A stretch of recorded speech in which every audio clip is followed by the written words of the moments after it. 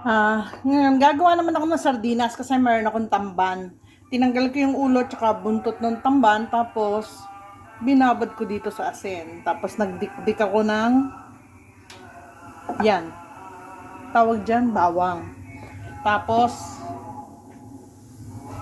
tomato paste, at tsaka sibuyas. Igigisa ko siya ngayon kasi gagawa ako ng sardinas.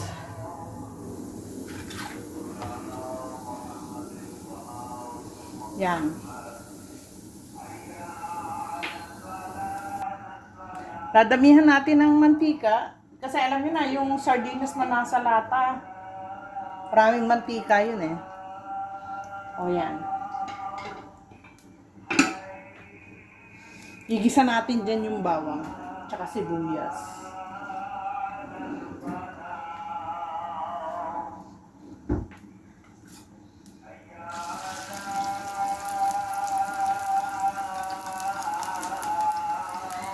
Pino yung pagkakagayat ko ng sibuyas.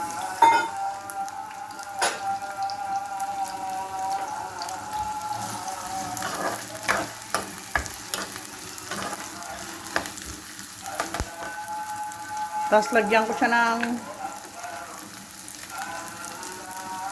paminta.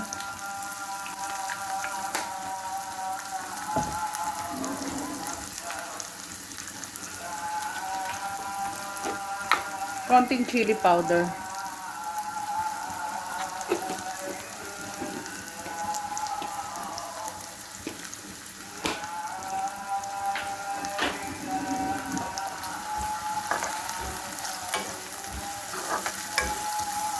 Tapos pagka medyo translucent na ilagay na natin ang bawang.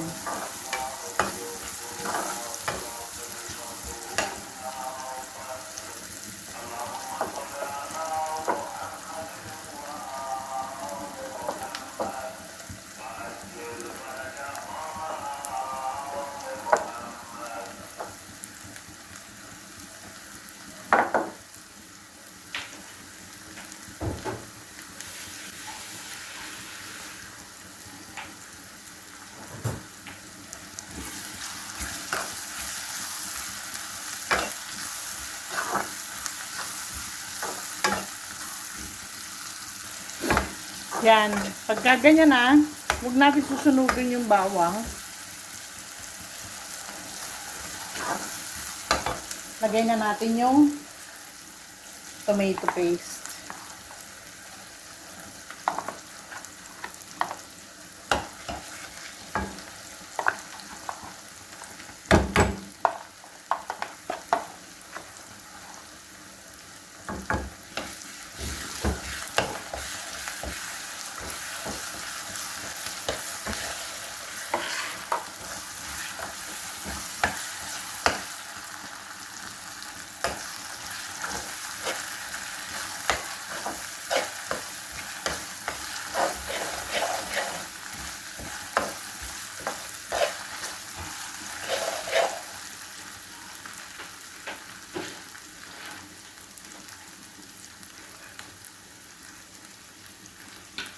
Lagyan natin konting toyo. Konti lang. Tapos, konting asukal.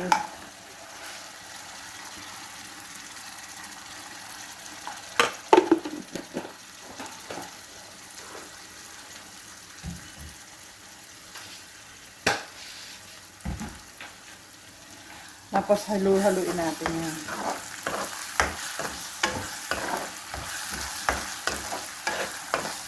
Kaya nilagyan natin asukal para medyo mabawasan yung asim ng tomato paste. Yan. Nalis ko na sa kalan yung aking iginisa. Tapos ilalagay na natin yung tamban. Hihilera natin siya dito. Yung ibinabad ko sa asin. Hindi ko na siya huhugasan kasi kailangan ko din naman yung ano niyan, yung kanyang alat.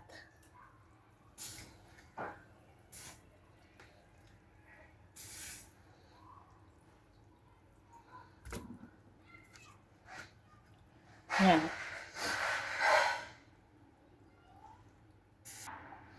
Yan, tapos, lagay na natin yung aking iginisa.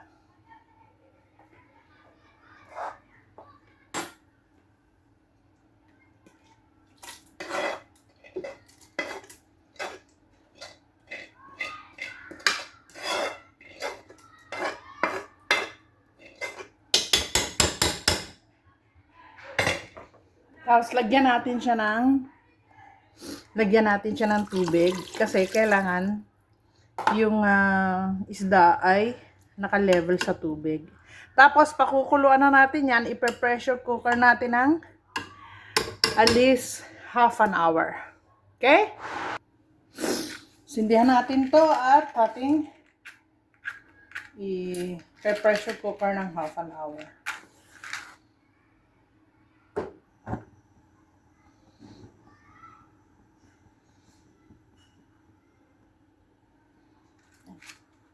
Okay. Eto na yung nangyari doon sa sardinas na niluto ko. Tikman natin. Bukas gagawa akong pandesal. Kakainin ko tong sardinas na ginawa ko with the pandesal. Tikman natin. Cheers. Ang lambot ng tinek. Kain po. Yan. Kakainin ko siya kasama ng pandesal. Sarap. Perfect.